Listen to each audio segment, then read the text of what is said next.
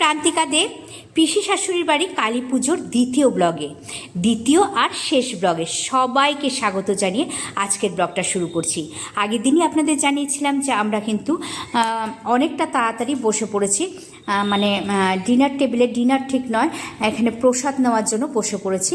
যেহেতু কালী পুজো হচ্ছে আমরা খুব তাড়াতাড়ি বসে পড়েছি। আর আমাদের খাওয়া দাওয়া শেষ হলে মনে হচ্ছে যে খাওয়ার এখানে চাপটা কিন্তু প্রচুর পড়বে, কারণ বাইরে কিন্তু প্রচুর লোকজন আছে। দুই ননদিনীকে নিয়ে আমি প্রসাদ নিতে বসে পড়েছি।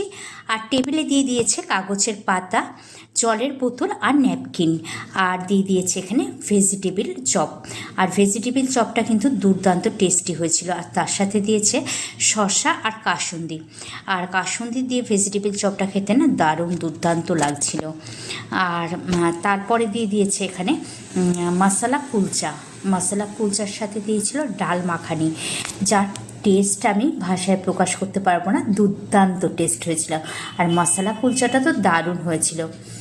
কিন্তু সব কিছু একই দিনে একেবারে কী করে খাবো, এত খাবার, টেস্টি খাবার। তো আমি ভেজিটেবিল চপটা অল্প একটু খেয়েছি আর মশলা কুলচাটাও অল্প একটু খেয়েছি। আর এবার দিয়ে দিয়েছে আমার সব থেকে প্রিয় জিনিস খিচুড়ি। আমি ভীষণ ভালোবাসি খিচুড়ি খেতে, আর খিচুড়ির সাথে লাবড়া। আর যেটা হয়েছিল দুর্দান্ত, কি বলবো। আর খিচুড়ি আমার ভীষণ প্রিয়, আমি তো বেশ মজা করে খিচুড়িটা খেয়েছি। আর খিচুড়ির পরে ছিল ভেজ বিরিয়ানি, আর ভেজ বিরিয়ানিটা খুব ভালো হয়েছিল। আর ভেজ বিরিয়ানির সাথে ছিল পনির চাপ। পনির চাপটাও কিন্তু দুর্দান্ত হয়েছিল। যদিও আমি না খিচুড়িটা প্রসাদ যাই হোক, আমি খিচুড়িটাই ভালোবাসি। আর বিরিয়ানি, ফ্রাইড রাইস, পোলাও এগুলো আমার ঠিক ভালো লাগে না। আমি নিরামিষ খেতে ভীষণ ভালোবাসি, আর খিচুড়ি খেতেও ভীষণ ভালোবাসি। আর বিরিয়ানিটাও খুব ভালো হয়েছিল। কিন্তু আমি বিরিয়ানিটা একটুখানি টেস্ট করে আমি আবার খিচুড়ি নিয়েছি, চেয়ে খিচুড়ি নিয়েছি, লাবড়াও নিয়েছি। আর আমি খিচুড়ির স্বাদটা তো একেবারেই ভুলতে পারছি না, কারণ ভয়েসটা আমি পরে দিচ্ছি। আমি দেখছি আর মনে করছি খিচুড়িটা যদি এখন পাওয়া যেত তাহলে আবারও খেতাম।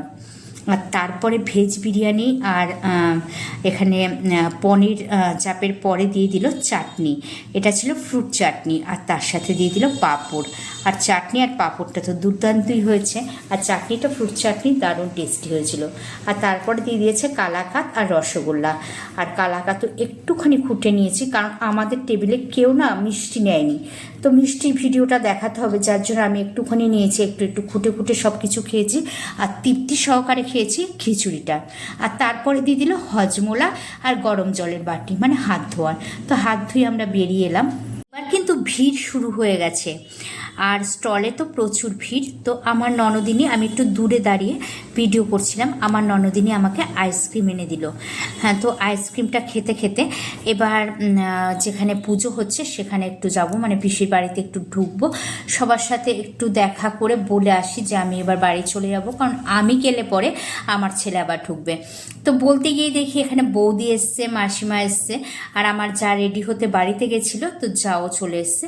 যা আবার উপোস আর সমস্ত পুজোর কাজ গুছিয়ে করছে, সব কিছু রেডি করে বাড়িতে গিয়ে চেঞ্জ করে এসে আবার ওগুলো সব ঘর থেকে নিয়ে এসে ঠাকুরের সামনে দিচ্ছে, সব ফল নৈবেদ্য সব কিছু গুছিয়ে।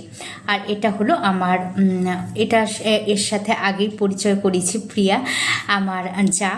আর জায়ের সাথে দেখা করলাম, দেখা করে বলে এলাম যে যেও ভালো থেকো। আর জায়ের সাথে কথা বললাম। এটা হলো আমার ননদিনী, আগের ব্লগেই দেখিয়েছি। আর ননদিনীর পুত্র একবার ঘরে ঢুকছে, একবার বাইরে আসছে। তো যাই হোক, সবাইকে টাটা বাই বাই বলে এবার বাড়ি যাওয়ার পালা, কারণ আমরা গেলে পরে লিওকে রাখতে হবে, তারপরে আমার ছেলে আসবে। তো পিসিকে বললাম যে পিসি, খুব সুন্দর প্রসাদ হয়েছে, খুব সুন্দর পুজো হয়েছে, কিন্তু আমি পুজোটা দেখতে পারলাম না, আমাকে চলে যেতে হচ্ছে। তো পুজোর জায়গার এখানে খালি আছে, সব ভিড় উপচে পড়ছে যেখানে খাওয়া দাওয়া চলছে সেখানে। আর পুজোটা প্রতিবারই খুব সুন্দর হয়। আমি যখন চলে আসছি না, তখন না পুজোটা শুরু হয়েছে। মন চাইছিল না যে চলে আসি, মনে হচ্ছে যেন আরও কিছুক্ষণ বসি, মায়ের মুখের দিকে তাকিয়ে পুজোটা যেন কিছুক্ষণ বসে বসে দেখি, কিন্তু কোনো উপায় নেই। বাড়িতে লিও আছে, ছেলে আসবে, তার জন্য বেরিয়ে পড়লাম। আর গেট থেকে বেরিয়েই না, পিসির বাড়ির গেট থেকে বেরিয়ে অপোজিটে একটা মন্দির আছে, এখানে শিব ঠাকুর আছে, আরও কী কী ঠাকুর আছে চলুন দেখি। দূর থেকে দেখছি কাঁচ দিয়ে আটকানো, অনেক রকম শিব ঠাকুরটাই দেখতে পাচ্ছি, ঠিকঠাক মতো দেখাতে পাচ্ছি।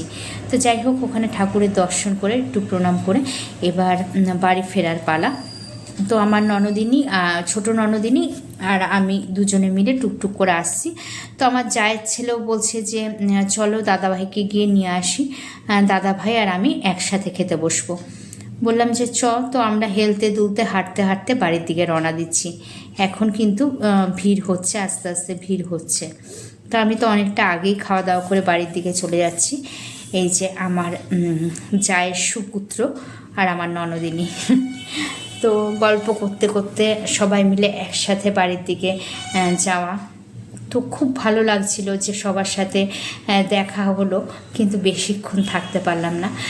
যে পেরেছি সেটাই আমার কাছে অনেক। কারণ কিছুদিন আগে পিসি শাশুড়ি বাড়ি দুপুরবেলা একটা অনুষ্ঠান হয়েছিল, সবাই এসেছে, আমি অংশগ্রহণ করতে পারিনি কারণ আমার ছেলের এক্সাম চলছিল। তো যাই হোক, টুকুর টুকুর করে পৌঁছে গেলাম বাড়িতে। তো এবার আমার ছেলে আর আমার জায়ের ছেলে তুহিন দুজনে মিলে যাবে। আর আজকের মতো